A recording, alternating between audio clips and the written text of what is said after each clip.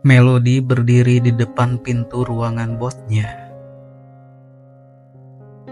mengatur napas sebelum mengetuk. Tangannya sedikit berkeringat, bukan karena gugup menghadapi kerjaan, tapi karena ia tahu siapa yang ada di dalam. Riko Wirantara,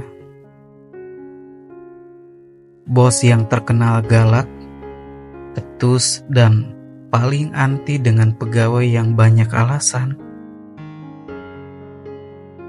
Entah berapa kali ia ganti sekretaris dan bisa dibilang Melody kesekian ratus. Dan hanya Melody pula yang bertahan sampai 2 tahun lamanya. Mengingat Melody dan suaminya masih punya cicilan rumah yang mereka tempati bersama saat ini. Masuk. Suara berat itu terdengar tegas. Melody melenalan ludah, lalu membuka pintu dan melangkah masuk. Riko duduk di balik meja kerja. Ekspresinya tetap datar, sementara jemarinya mengetik laptop. Ada apa? Tanyanya tanpa menoleh. Melody berusaha bersikap profesional. Saya ingin meminta izin pulang lebih awal hari ini, Pak. Riko menghentikan ketikannya dan menatap Melody dengan kening berkerut. Kenapa? Saya sudah menyelesaikan semua tugas, dan hari ini ulang tahun pernikahan saya yang keempat. Saya ingin menyiapkan makan malam spesial untuk suami saya. Jelas Melody dengan nada penuh harap. Riko menyandarkan punggung ke kursinya, menatapnya tanpa ekspresi. Jadi, kamu minta izin hanya untuk itu? Melody mengerjapkan mata. Ini hari istimewa, Pak. Lagi pula, saya jarang meminta izin seperti ini. Riko terdiam sejenak, lalu mendengus pelan. Yakin suamimu akan peduli dengan kejutan ini? Melody sedikit terkejut. Maksud Anda? Riko mengangkat bahu. Tidak ada. Ya sudah, pulanglah sebelum aku berubah pikiran. Mata Melody berbinar. Serius, Pak, terima kasih. Saya janji besok akan lebih giat. Riko hanya melambaikan tangan menyuruhnya segera keluar. Begitu pintu tertutup, Riko bersandar di kursinya, menatap layar laptop dengan kosong. Anniversary. Ada rasa aneh yang mengusik dadanya. Tapi ia buru-buru menepisnya. Sementara itu, Melody melangkah dengan penuh semangat, tak menyadari bahwa malam ini akan menjadi malam yang menghancurkan segalanya. Setelah keluar dari kantor, Melody langsung menuju pusat perbelanjaan. Senyum kecil terukir di wajahnya saat ia berjalan melewati etalase toko.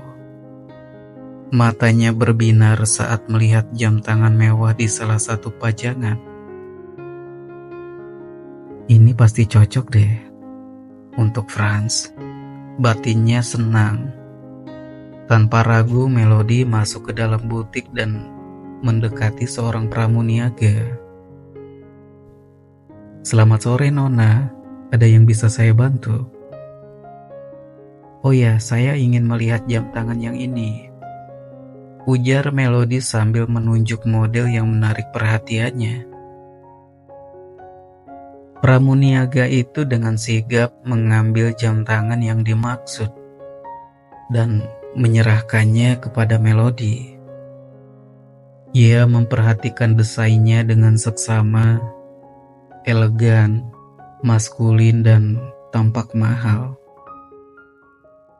"Suamiku pasti suka ini, mah," gumamnya sambil tersenyum. "Pilihan yang bagus, Nona. Ini model terbaru dan banyak dicari," ujar Pramuniaga dengan ramah. Tanpa berpikir panjang, Melody segera membelinya. Setelah transaksi selesai, ia berjalan keluar butik dengan hati ringan, membayangkan ekspresi Franz saat menerima hadiah ini. Ia tidak sabar pulang dan merayakan anniversary bersama pria yang dicintainya. Namun, perasaan bahagia itu perlahan tergantikan oleh kegelisahan saat ia mengingat ucapan Riko tadi. "Yakin suamimu akan peduli dengan kejutan ini?" Melody menggeleng cepat. Tidak, Franz bukan tipe pria seperti itu. Pernikahan mereka baik-baik saja, bukan? Menepis pikiran aneh itu, ia melanjutkan perjalanan pulang. Malam ini ia ingin memastikan semuanya sempurna, tanpa tahu bahwa sesuatu yang jauh dari kata sempurna sedang menunggunya di rumah. Sesampainya di rumah, Melody langsung mengganti pakaian daster longgar dan mengikat rambutnya. Dengan semangat membara, ia menuju dapur. Oke, ini harus jadi malam yang spesial. Ia mulai memasak hidangan favorit Franz, steak dengan saus jamur, dan yang lain-lainnya. Sesekali ia bersenandung kecil sambil menyiapkan meja makan dengan lilin aromaterapi dan anggur merah. Hatinya penuh dengan rasa bahagia dan antusiasme. Franz pasti senang melihat semua ini. Namun di tengah ia menumis saus, ponselnya bergetar di meja dapur. Melody buru-buru mengusap tangannya sambil mengambilnya. Franz senyumnya semakin lebar saat mengangkat panggilan itu. "Halo sayang, lagi di mana? Aku sudah masak makanan kesukaan kamu." Dari seberang telepon terdengar suara Franz yang sedikit tergesa. "Mel, aku gak bisa pulang cepat malam ini." Senyum Melody perlahan memudar. Ia menelan ludah mencoba tetap tenang. "Hah? Tapi ini anniversary kita." "Iya, aku tahu. Maaf banget. Ada urusan mendadak di kantor. Aku bakal pulang agak larut. Mungkin sekitar jam 11 atau 12. Seketika, Melody menggigit bibirnya berusaha menahan rasa kecewa. "Gak bisa lebih cepat?" tanyanya dengan penuh nada harap. Franz menghela nafas. "Aku benar-benar sibuk, sayang. Jangan nungguin aku ya. Nanti kalau pulang, aku makan sendiri." Tiba-tiba panggilan berakhir begitu saja. Melody masih memegang ponselnya, menatap layar dengan tatapan kosong. Suaminya bahkan tidak sempat mengatakan "I love you" di hari spesial mereka. Tiba-tiba ucapan Riko tadi siang kembali terngiang di kepalanya. Yakin suamimu akan peduli dengan kejutan ini? Jantung Melody berdetak kencang. Ia mencoba mengusir pikiran buruk yang mulai menyelinap. Franz sibuk kerja bukan karena yang lain. Namun, entah kenapa ada sesuatu di dalam hatinya yang mengatakan sebaliknya. Karena akhir-akhir ini, Franz memang sering sekali pulang larut hingga dini hari. Melody menatap meja yang sudah ia susun dengan sempurna. Lilin aromaterapi menyala dengan cahaya lembut. Anggur merah sudah dituangkan ke dalam gelas, dan makanan masih mengepul hangat. Semuanya sudah siap, tapi orang yang ia tunggu tidak akan segera pulang. Melody menghela napas panjang, lalu duduk di kursinya. Semangat yang tadi membuncah perlahan meredup. Tatapannya kosong, menelusuri hidangan di hadapannya, tetapi perasaannya terasa hambar, hingga akhirnya makanan di meja mulai mendingin. Lilin mulai habis, dan anggur merah itu tetap tak tersentuh. Udara malam mulai terasa dingin, tetapi Melody tetap duduk di sofa ruang tengah, bersandar dengan tatapan kosong ke arah pintu. Ia sudah berganti pakaian, mengenakan lingerie satin merah yang seharusnya membuat Franz tergoda begitu melihatnya. Tapi apa gunanya kalau Franz tidak pulang? Matanya semakin berat. Pukul 0.22 dini hari, suara pintu terbuka membuat Melody terbangun. Matanya masih sayu saat melihat sosok Franz masuk ke dalam rumah dengan langkah ringan. Sejenak, ia terdiam. Ia melipat tangan di depan dada. Kamu baru pulang jam segini. Aku udah nunggu dari tadi loh. Franz menghela nafas panjang. Mel, aku udah bilang kan tadi ada kerjaan. Melody mendekat, matanya berkilat penuh emosi.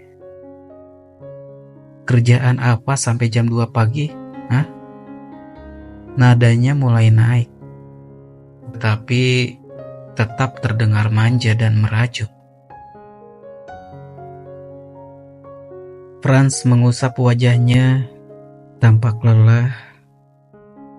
Jangan drama, Mel. Aku capek. Melody terkekeh sinis. Oh, aku yang drama. Ia menunjuk dirinya sendiri.